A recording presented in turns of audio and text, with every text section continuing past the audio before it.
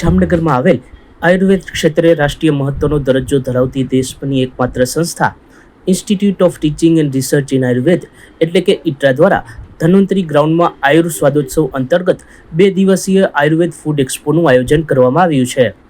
ઇટ્રાના director professor doctor Tanuja નેસરીની અધ્યક્ષતામાં આયોજિત એક્સપોનું પ્રણામી સંપ્રદાયની આચાર્યપીઠ શ્રી 5 નવતનપુરી ધામ ખીજડા મંદિરના મહંત પૂજ્ય કૃષ્ણમણીજી મહારાજના હસ્તે ઉદ્ઘાટન કરવામાં આવ્યું હતું.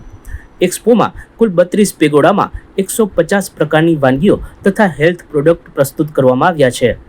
ઇટ્રાના પૂર્વ વિદ્યાર્થીઓના સ્ટાર્ટઅપના એકમોની પ્રોડક્ટ પણ રજૂ થઈ છે. ઉપરાંત જામનગર નજીક સાકાર થઈ રહેલા WHOના ગ્લોબલ સેન્ટર ફોર ટ્રેડિશનલ મેડિસિનની પણ એક ગેલેરી તૈયાર કરવામાં આવી છે. આયુર્વેદના વૈશ્વિક કેન્દ્ર સમાન જામનગરમાં જનતા માટે આ પ્રકારનું આયોજન આશીર્વાદરૂપ છે. આયુર્વેદમાં આહાર એ જ ઔષધિનું સૂત્ર છે, ત્યારે લોકો સ્વાદના આનંદ સાથે સ્વાસ્થ્યનો પણ લાભ મેળવી શકે એ પ્રકારની વાનગીઓના ખજાના સમાન આ એક્સપોની મુલાકાત અચૂક લેવી જોઈએ.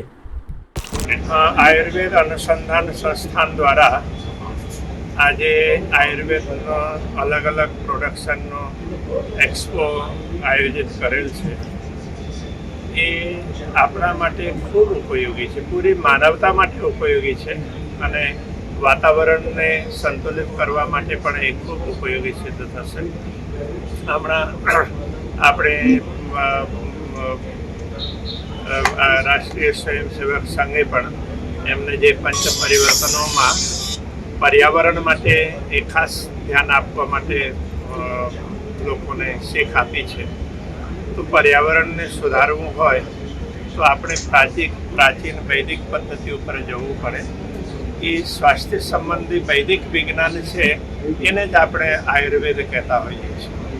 તો આજના સમયમાં જ્યારે પશ્ચિમી પ્રકોપના હિસાબે તો જે રીતે પણ સ્વાસ્થ્ય સંબંધી વિકૃતિઓ આવી રહી છે, એ બધામાં સુધારો લાવવું હોય તો ભારતીય પ્રાચીન પદ્ધતિ અથવા આખી દુનિયામાં પણ જે સમયમાં પ્રાચીન પદ્ધતિઓ હતી એ બધી જ ઉપયોગી છે, વનસ્પતિ આધારિત છે, પર્યાવરણની સુરક્ષા માટે છે અને બધાના સ્વાસ્થ્યના હિતકારી છે. તો એના માટે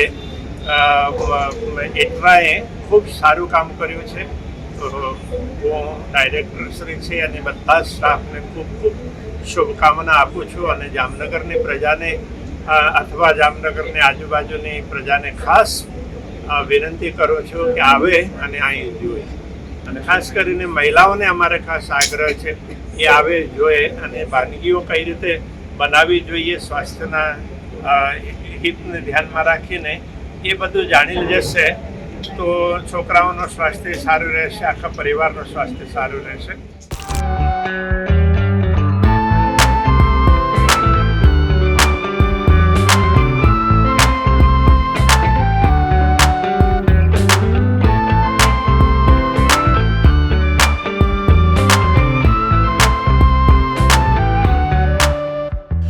સચોટ સમાચારો સૌથી ઝડપી મેળવવા માટે અમારી ચેનલને સબસ્ક્રાઇબ કરો.